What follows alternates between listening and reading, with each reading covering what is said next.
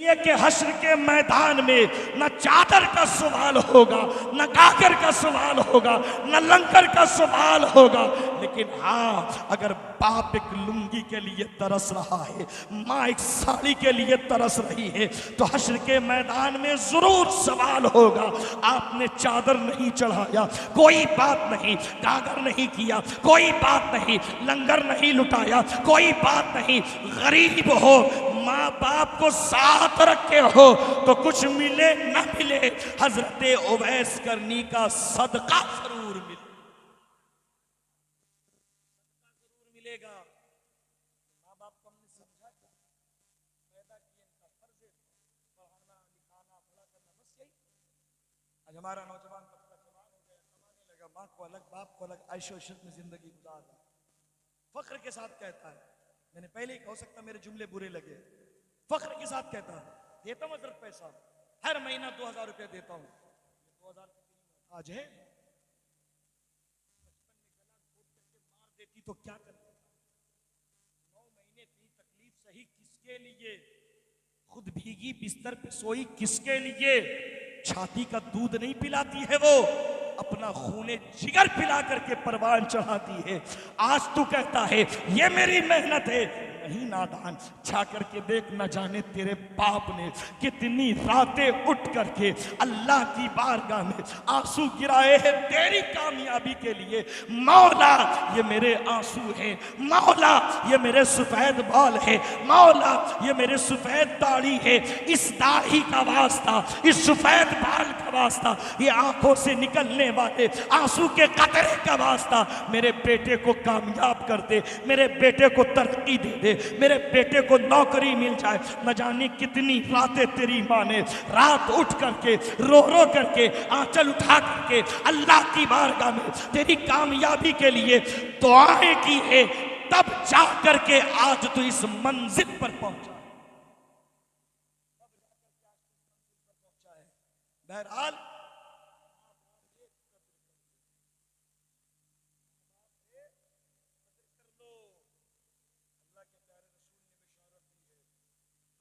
माँ बाप की दुआ औलाद के हक में ऐसे कबूल होती है जैसे मेरी दुआ मेरी उम्मत के हक में कबूल है।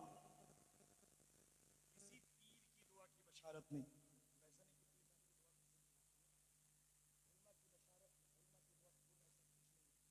सरकार ने माँ बाप की दुआ की बशारत दी। बस आखिरी हदीस से पाक उसको सुन, सरकार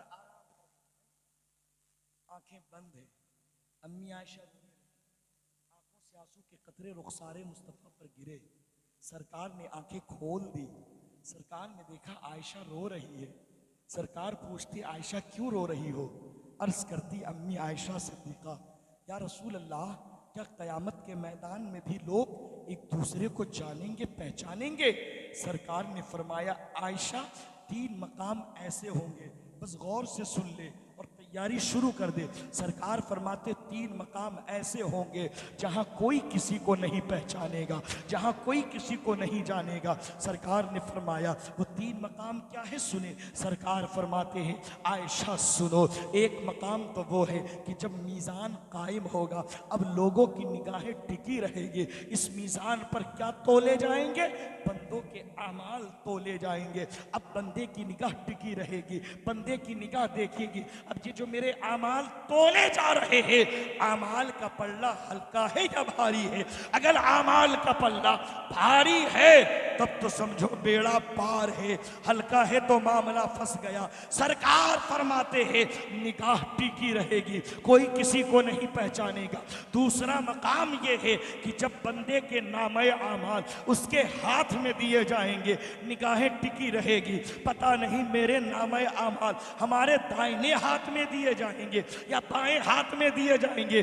अगर दाहिने हाथ में दिया गया तब तो समझो बेड़ा पार है, बाएं हाथ में दिया गया तो मामला फंस गया। सरकार फरमाते हैं तीसरा मकाम वो होगा, पुल सिरात की मंजिल होगी, लोग देखेंगे कि इस पर से गुजरना कैसे है, इसलिए कि अल्लाह ने जहन्नम कहीं और नहीं, इसी पुल सिरात के नीचे में अल्लाह ने जहन्नम।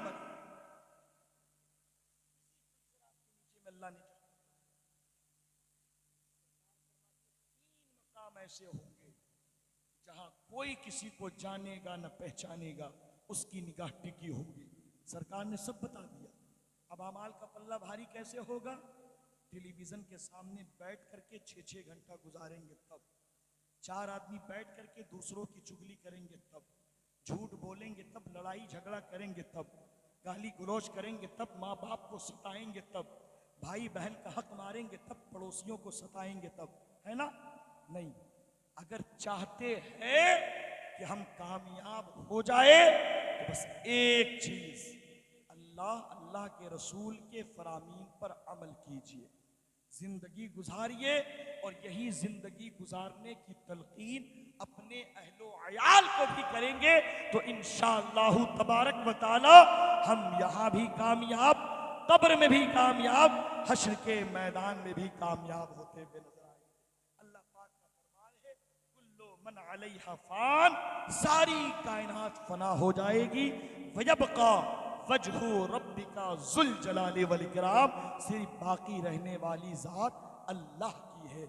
हमें और आपको भी दुनिया से जाना है, इसलिए मेरे भाइयों सिद्के दिल से अल्लाह की बारगाह में तौबा कीजिए, एक अच्छी सच्ची पक्की जिंदगी गुजारने की कोशिश कीजिए। और मैं दुआ करता हूँ अहले खाना के वालिद गिरामी की कब्र में अल्लाह रहमतो अनवार की बारिशों का नुज़ूल अता फरमाए और उनके बच्चों को उनकी माँ की सही तरीके से खिदमत करने की तौफीक और रफ़ीक अता फरमाए।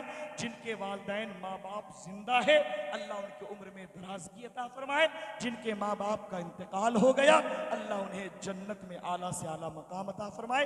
तमाम लोग मेरे साथ मिलकर के पढ़ ले, अस्तगफिरुल्लाह रब्बी, जोर से पढ़े, अस्तगफिरुल्लाह रब्बी मिन कुल्ले ज़ंबिन व अतूबु इलैहि, ला इलाहा इल्लल्लाहु मुहम्मदुर रसूलुल्लाह व मा अलैना।